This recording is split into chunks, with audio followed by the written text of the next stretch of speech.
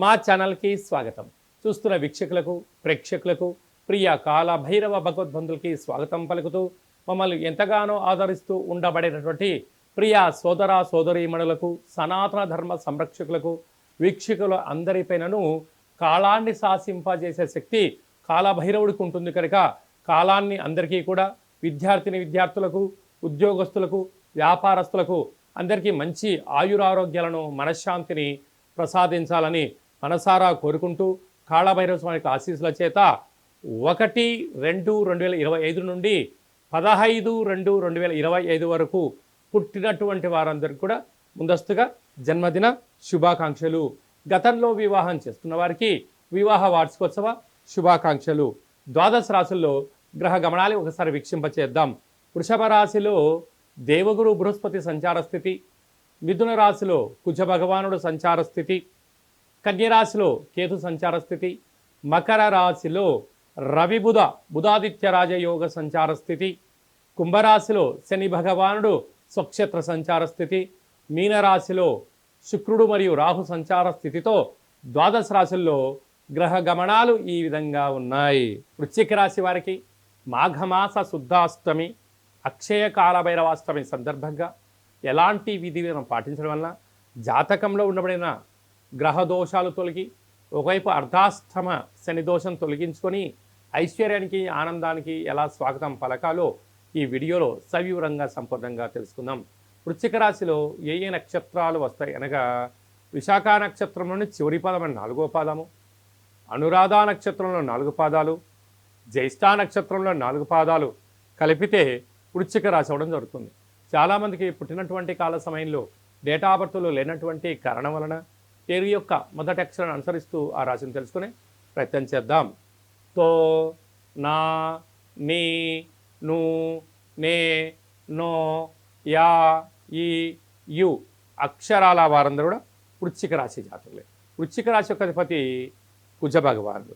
వీరికి ఏడాది తర్వాత రవి భగవానుడు తృతీయ స్థానంలో బుధుడితో కలిపి మకర రాశిలో సంచారం చేయడం వలన అన్నదమ్ముళ్లతో, అక్కా చెల్లెలతో, పెదనాన్న చిన్నాన్న పిల్లలతో, అది ఏ కాకుండా పార్ట్నర్స్ వ్యవహార కార్యక్రమాలు చేసే వారితో చాలా జాగ్రత్తగా ఉండి తీరాలి.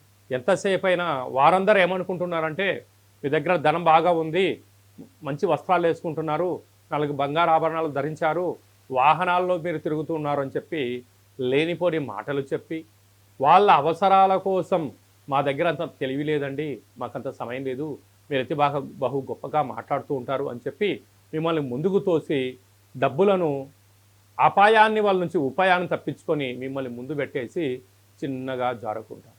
వారు డబ్బులు కట్టరు, వీరేమో మీ మాట మీద డబ్బులు ఇవ్వడం వలన ఆ మధ్యవర్తిత్వ కార్యక్రమం చేయడం వలన శని భగవానుడు పోతూ కొందరికి ఏమి ఇస్తాడయ్యా అంటే రుణాలను ఇస్తాడు, రోగాన్ని ఇస్తాడు, శత్రుల మూట కట్టబోతున్నాడు. కనుక ఇలాంటి కాల సమయంలో పొగడ్తలకు వెళ్ళొద్దు, ఆడంబరాలకు వెళ్ళొద్దు, వీలైనంత వరకు మౌనంగా ఉండండి, ధ్యానంగా ఉండండి. అంతా నాకే తెలుసు అని మీరు అనుకోవద్దు. ఈ ఒక్క పదం మీరు తెలుసుకున్నారా, మీరు స్థిరచరాస్తులు కాపాడుకొని మీ భార్యా పిల్లలకు రాబోయే కాలంలో అప్పులు కూడబెట్టకుండా ఉంటారు. అంతా నాకు తెలుసు, వాళ్ళందరికన్నా గొప్పని, నేను చాలా తెలివైనోని అని అనుకున్నావా, నీ బంధువుల ముందరా, నీ మిత్రుల ముందరా, నీ సన్నిహితుల ముందరా నువ్వు దేనికి పనికి రావని చెప్పి ఎప్పుడు తెలిసిపోతుంది? ఆస్తులన్నీ కరిగిపోయిన తర్వాతనే తెలుస్తుంది.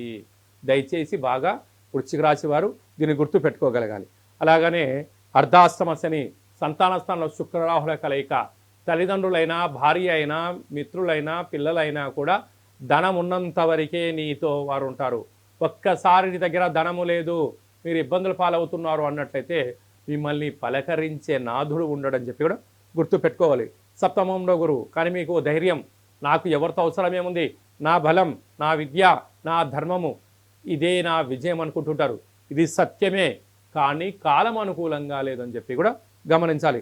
ఎందుకనగా ఏడాది తర్వాత కుజ భగవానుడు అష్టమంలో సంచారం చేయడం వలన, అర్ధాష్టమ శని అష్టమ స్థానంలో కుజుడు ఉండడం వలన గ్రహ దోష కారణం వలన మనోవేదన, రక్తహీనత, గుండెపోటు, బీపీ, షుగర్ లాంటి దీర్ఘకాలిక వ్యాధులు వచ్చే పరిస్థితి ఉంటుంది. కనుక శత్రువులనైనా రోగాన్ని దగ్గరికి రానివ్వకుండా వేలకు తిండి, వేలకు నిద్ర, వేలకు ఆసనం, దానం, ధర్మం, ఆధ్యాత్మికంగా మీరు ఉండగలిగినట్లయితే ప్రశాంతమైన జీవితాన్ని పొందగలరు. ఈ వీడియో మీరు చూస్తున్నారు అన్నట్లయితే కాళభైరవ స్వామికి ఆశీస్సులు మీ పైన ఉన్నాయి అని చెప్పి గుర్తుపెట్టుకోగలగాలి. కనుక ఈ అష్టమి తిథి యందున ఇంట్లో నారికేల దీపాన్ని కానీ, పుష్పణ దీపాన్ని కానీ, ముడుపును కట్టి స్మరణ చేయడం వలన కాళభైరవ స్వామికి ఆశీస్సుల వలన ఆయన మనల్ని రక్షగా ఉంటూ ఆటంకాలను తొలగించుకొని శత్రువులను దూరం చేసి మనల్ని కాపాడే ఏకైక శక్తి కాళభైరవుడికి ఉంటుందని చెప్పి గమనించాలి. అలాగనే స్వయం వృత్తులు, సేవా రంగాలు, సాఫ్ట్వేర్ ఉద్యోగస్తులు, హార్డ్వేర్ ఉద్యోగస్తులు, గృహ భవన నిర్మాణ కార్యక్రమం చేసే వారందరికీ కూడా దేవతారాధన, కాళభైరవ స్వామికి స్మరణ అవసరం అని చెప్పి గుర్తుపెట్టుకోగలగాలి.